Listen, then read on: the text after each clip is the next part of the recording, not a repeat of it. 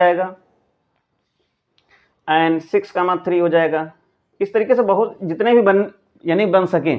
कहने का मतलब ये है इन दोनों को अगर हम लोग ऐड करें तो कितना आना चाहिए, वो 10 से छोटा आना चाहिए। तो फिलहाल यहाँ पे इतना समझ में आ गया है कि यानी कि जो ऑर्डर्ड पेयर है उस ऑर्डर्ड पेयर के दोनों एलिमेंट को अगर हम लोग जोड़ें, जोड़ने के बाद क्या होगा, यानी कि एलिमेंट का मतलब एक कंपोनेंट है, तो ये क्या होना चाहिए, उन दोनों का जोड़ 10 से कम आना चाहिए। ठीक, तो बात यहाँ पे ये है कि जो हमारे यानी कि ये जो बनेंगे ये क्या है, जैसे हमने लिख दिया, यानी कि जितने भी ये बने हुए हैं ये क्या है, ये ऑर्डर्ड पेयर है। तो ऑर्डर्ड पेयर में ये क्या है, ये फर्स्ट कंपोनेंट है। क्या है, फर्स्ट कंपोनेंट।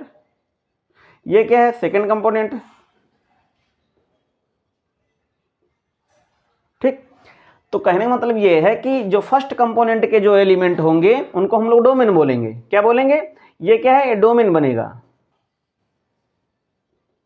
ये जो सेकंड कंपोनेंट के जो एलिमेंट बनेंगे वो क्या बनेंगे, रेंज बनेंगे, रेंज ऑफ आर। बात समझ में आई।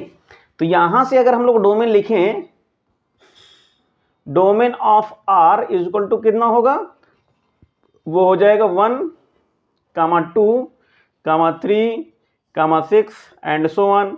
एंड रेंज ऑफ आर,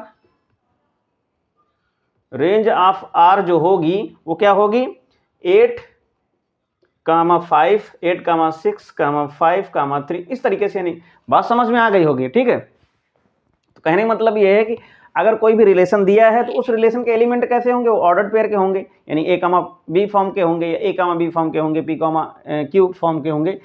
तो इस तरीके से उससे जो ऑर्डर पेयर है तो उसका जो फर्स्ट कंपोनेंट है वो डोमेन होगा, और जो सेकेंड कंपोनेंट है वो क्या होगी, वो रेंज होगी। ठीक, इसके बाद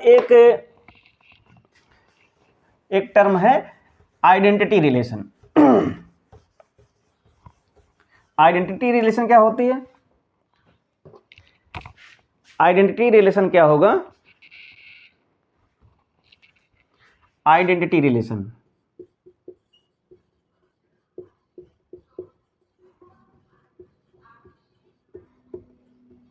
ठीक, आइडेंटिटी रिलेशन को हम लोग इस तरीके से रिप्रेजेंट करते हैं। ये जो आइडेंटिटी रिलेशन होगा वो कहाँ पे होगा, ऑन ए, केवल ए पे ही।